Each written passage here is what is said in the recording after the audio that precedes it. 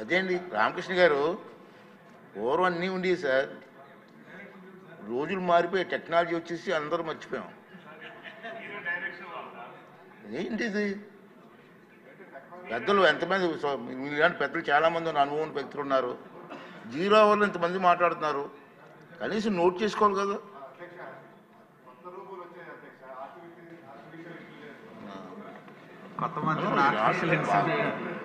మనోహర్ గారు సార్ తమరు ఇచ్చిన డైరెక్షన్స్ ప్రకారంగా తప్పకుండా ఈ రికార్డ్ పరిశీలించి ఒకసారి ఒక్క సభ్యుడిది మిస్ అయ్యాం సార్, ఇమ్మీడియట్గా రెక్టిఫై చేస్తాం. కానీ ప్రభుత్వం తరఫు నుంచి ఖచ్చితంగా గౌరవ సభ్యులు అందించిన సూచనలు 0 అవర్లు తప్పకుండా మేము నోట్ చేసుకుని డిపార్ట్మెంట్ల వారీగా వాళ్ళకి సమాధానాలు పంపిస్తాం సార్. పూర్వం ఉండేది సార్, ఇప్పుడు ఎందుకు? డెఫినెట్గా చేస్తాం.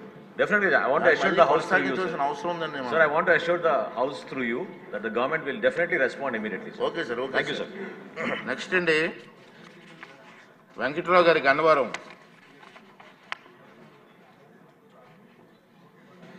నమస్కారం అధ్యక్ష.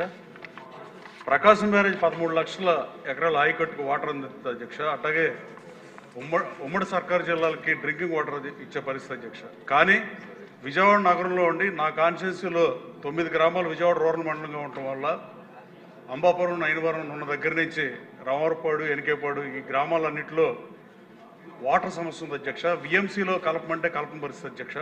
మున్సిపల్ కార్పొరేషన్లో కలపాల్సిందిగా ప్రభుత్వాన్ని కోరుతున్నా అధ్యక్ష. చెత్త సమస్య పరిష్కారంతో పాటు డ్రింకింగ్ వాటర్ సమస్య కూడా తీరిపోతుంది అధ్యక్ష. కరెన్సీ నగర్లో పక్క రోడ్ల వరకు కృష్ణా వాటర్ పైపు వచ్చే పరిస్థితి అధ్యక్ష. కానీ ప్రభుత్వం 2500 కోట్లతో అంబాపురం దగ్గర వాటర్కి మంచినీళ్ళు అందిస్తానికి ఒక పథకం రూపొందిస్తే అది ముమ్మాటికి డబ్బు దండగా అధ్యక్ష. అది కృష్ణా వాటర్ని నెక్స్ట్ రోడ్లోంచి పైప్ లైన్ కంటిన్యూ చేస్తే మా గ్రామాలు కూడా వస్తాయి. టీడీఎస్ 300 ఉండొచ్చు డ్రింకింగ్ వాటర్లో. అలాగే హౌస్ హోల్డ్ యూసేజ్కి అయితే 500 ఉండొచ్చు అధ్యక్ష. అంబాపురంలో అయితే 3000, ప్రసాదంపాడులో 2000, రామవరపాడులో 2000 టీడీఎస్ ఉన్న పరిస్థితి అధ్యక్ష. అలాగే ట్యాక్సులు కట్టేటప్పుడు సిఆర్డీఏ పన్నులు కానీ అన్నీ విజయవాడ నగరంలో నగర ప్రజలతో పాటు కడతా ద్వితీయ శ్రేణి పౌరులాగా బతకాల్సిన పరిస్థితి అధ్యక్ష. 95,000 మంది ఓట్లు, 150,000 మంది జనాభా ఉన్న ఈ వాటర్ సమస్య అధిగమించాలంటే విజయవాడ మున్సిపాలిటీలో గన్నవరం మండలాన్ని, విజయవాడ రూరల్ మండలంలో 9 గ్రామాలని మున్సిపల్ కార్పొరేషన్లో కలపాల్సిందిగా మీ ద్వారా మంత్రిని కోరుతుంది అధ్యక్ష. మేము 0 అవర్లో మాట్లాడాల్సిన పరిస్థితి అధ్యక్ష. క్వశ్చన్ ఇవ్వకూడదు కాబట్టి దీంట్లో మెన్షన్ చేస్తున్నాం అధ్యక్ష. అలాగే విజయ డైరీ మీద ఎంక్వైరీ అడిగా అధ్యక్ష. పోయినసారి మీకు మంత్రి అడిగితే మంత్రి గారికి మీకు ఆధారాలు పంపించే అధ్యక్ష. ఇంతవరకు ఎంక్వైరీ అధ్యక్ష. దాన్ని ఒకసారి చూడాల్సింది కోరుతున్నాను అధ్యక్ష. అట్లాగే కోఆపరేటివ్ సెక్టర్లో జీవో 90 తీసుకొచ్చిన దాన్ని నేను లాస్ట్ అసెంబ్లీ సెషన్స్ అడిగా అధ్యక్ష. పిఎస్సిఎస్ సెక్రటరీని మార్చే ఉద్దేశం అది ప్రభుత్వానికి ఉందా లేదా? జీవో 90ని ఇంప్లిమెంట్ చేస్తామని అచ్చెన్నాయుడు గారు లాస్ట్ సభలో చెప్పాడు అధ్యక్ష. అది చేసే ఉద్దేశం ఉందా లేదా? విజయ డైరీ మీద వాళ్ళు ఎంక్వైరీ చేస్తారా వేయరా?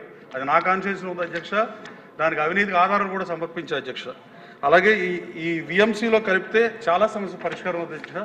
ఎయిర్పోర్ట్ కాన్స్టిట్యూన్సీ అన్ని అసెంబ్లీలు అడిగితే తప్ప పని అవ్వట్లేదు అధ్యక్ష. 32 kV సబ్స్టేషన్లు 2 అడిగితే ఇచ్చారు. మంత్రి రవికుమార్ గారు 132 kV మల్లవల్లి అడిగితే ఇచ్చిన పరిస్థితి. కానీ డ్రింకింగ్ వాటర్ కూడా ఇవ్వలేకుండా ప్రకాశం బ్యారేజ్ పక్కనే ఉండి విజయవాడ నగరంలో ఉండి ఇన్ని సంవత్సరాలుగా పాలకులు పట్టించుకోకపోవడం దారుణం అధ్యక్ష. కనీసం నెక్స్ట్ అసెంబ్లీ సెషన్స్ కన్నా విజయవాడ మున్సిపాలిటీలో విజయవాడ రూరల్ మండలం 9 గ్రామాలు కలపాల్సిందిగా మీ ద్వారా మంత్రిని కోరుతున్నాను అధ్యక్ష. Thank you. గౌతు శిరీష గారు.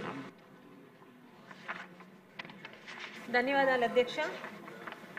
5 సంవత్సరాల వైఎస్ఆర్పీ పాలన తర్వాత మన గవర్నమెంట్ 6 నెలల క్రితం బీసీ లోన్స్కి బెనిఫిషియర్స్ని సెలెక్ట్ చేయమని అడిగారు అధ్యక్ష. చాలా త్వరితగతిన కలెక్టర్ ఇన్స్ట్రక్షన్స్తోని అన్ని మండలాల ఎంపీడీఓస్తో మాట్లాడి బీసీ లోన్స్కి లబ్ధిదారుల్ని త్వరితగతిలో సెలెక్ట్ చేయడం అయింది అధ్యక్ష. కానీ 6 నెలల నుండి ఆ లిస్టును ఎందుకు ఆపారో, ఆ లబ్ధిదారుల దగ్గర నుంచి ప్రజల నుంచి బీసీ లోన్స్ వస్తాయా రావా, వస్తే ఆ లబ్ధిదారుల్ని ఇస్తున్నామా లేకపోతే అది మళ్ళీ క్యాన్సిల్ చేసామని వాటి మీద మాకు చాలా ప్రశ్నలు ఎదురవుతున్నాయి అధ్యక్ష. దయచేసి సంబంధిత మంత్రివర్యులు ఈ బీసీ లోన్స్ మీద శాసనసభ్యులందరికీ కూడా క్లారిటీ ఇవ్వాల్సిందిగా కోరుకుంటున్నాం అధ్యక్ష. ధన్యవాదాలు అధ్యక్ష. కొండా ఉమా గారు, ఎమ్మెల్యే గారు.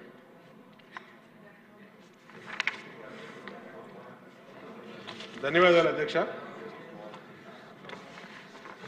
ఏదైతే మొన్న శ్రీశక్తి పథకం ఏదైతే ఉచిత బస్సు ప్రయాణము మా నియోజకవర్గంలో ఆర్టీసీ బస్ స్టాండ్లో గౌరవ ముఖ్యమంత్రి గారు ప్రారంభించారు అధ్యక్ష. అది బ్రహ్మాండంగా సక్సెస్ అయింది. ప్రజలందరూ కూడా సంతోషంగా ఉన్నారు అధ్యక్ష. దాని తర్వాత ఆటో వాళ్ళకి కొన్ని సమస్యలు వచ్చినాయి అధ్యక్ష. దాంట్లో విజయవాడలో ముఖ్యంగా ఈ ఫ్రీ జోన్ అని పెట్టారు, అది కూడా ఇంతకుముందు కూడా పెట్టాం, దాన్ని ఏదో రద్దు చేస్తా ఉన్నారు. ఆ ఫ్రీ జోన్ కూడా లిఫ్ట్ చేయమని అడిగాం అధ్యక్ష. ఆటో కార్మికుల గురించి ప్రధానంగా కూటమి ప్రభుత్వం అధికారంలోకి వచ్చేటప్పుడు పార్టీల పరంగా కూడా వాగ్దానం ఇచ్చాం అధ్యక్ష. మనం మేనిఫెస్టోలో పెట్టాం అధ్యక్ష. జీవో నెంబరు 21 అని ఏదైతే ఫైన్స్ పెడుతున్నారో ఆ ఫైన్స్ని రద్దు చేస్తామని చెప్పాం అధ్యక్ష. జీవోని రద్దు చేస్తాం 21 అని చెప్పి.